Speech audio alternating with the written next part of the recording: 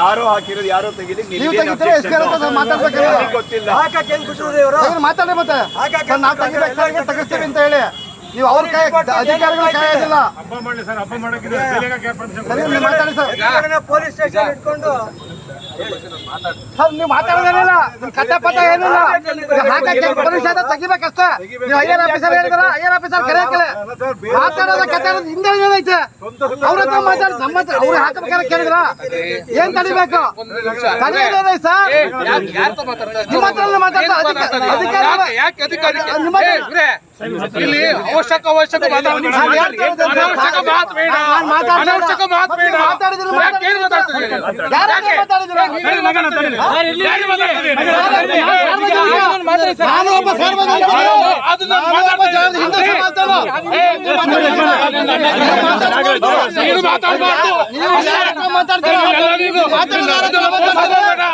ನೀವ್ ಯಾರ ಹತ್ರ ಮಾತಾಡ್ತೀರ ಅಂತ ಹೇಳಿ ಫಸ್ಟ್.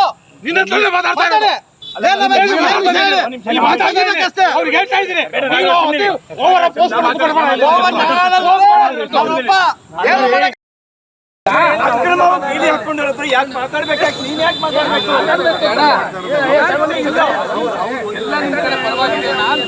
ಕಬ್ಬಣದ ಹಾಕಿ ಕೂತ್ಕೊಂಡಿದ್ದಾರೆ, ಆಮೇಲೆ ಆದ್ರೆ ಸಮಸ್ಯೆ ಆಗುತ್ತೆ. ಇದಕ್ಕೆ ಸಂಬಂಧಪಟ್ಟಂತೆ ಅವ್ರದ್ದು ಅಧಿಕೃತ ಆದೇಶ ಇದೆ, ಖಾತೆ ಟೈಟಲ್ ಡಾಕ್ಯುಮೆಂಟ್ ಅಲ್ಲ. ನೋಡ್ರಿ, ಇದು ಓನ್ಲಿ ಹಬ್ಬದ ವಿಚಾರ ಅಷ್ಟೇ. ನಾವು ಮಾತಾಡೋದು ಅಷ್ಟೇ. ನಾವು ಹೇಳೋದು ಹಬ್ಬದ ವಿಚಾರ ಬಿಟ್ಟರೆ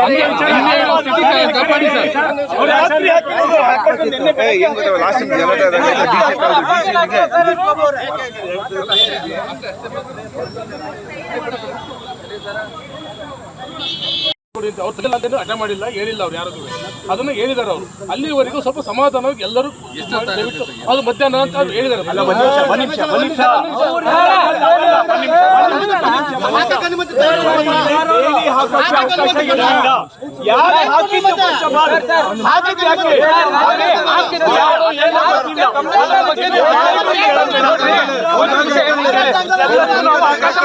ಆಮೇಲೆ ಹಬ್ಬಗಳಿಗೂ ಅವಕಾಶ ಮಾಡಿಕೊಟ್ಟಿದೆ. ಎಲ್ಲ ಹಬ್ಬಗಳಿಗೂ ಯಾವುದೇ ಒಂದು ಇದು ಮಾಡಬೇಕಾದ್ರೆ ನೀವು ತೆಗಿಬೇಕು ಸರ್, ನಿಮಗೂ ಟೈಮ್ ಕೊಟ್ಟು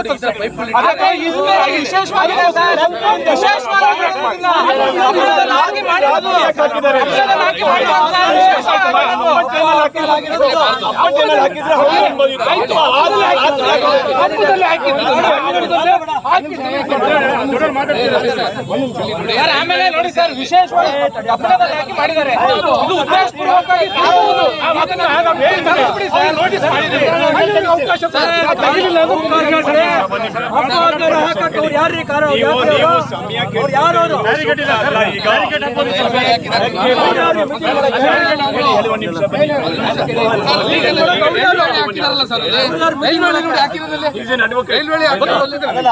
ಇದೇ ವಿಚಾರವಾಗಿ ಪೆಟಿಷನ್ ಕಾರ್ಪೊರೇಷನ್ ಅವ್ರದ್ದಿರೋದು 6, 8 ಅಷ್ಟೇ ಬಿಟ್ಟರೆ ಬೇರೆ ಯಾವ ಅಳತೆ ಅವ್ರದ್ದಿಲ್ಲ.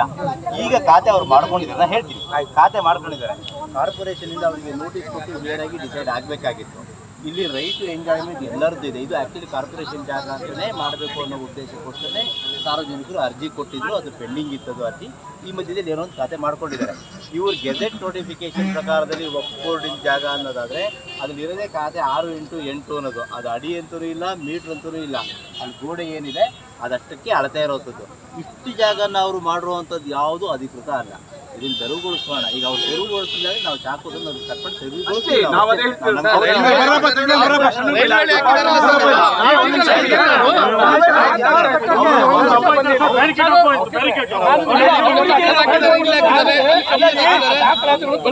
ಎಲ್ಲರಿಗೂ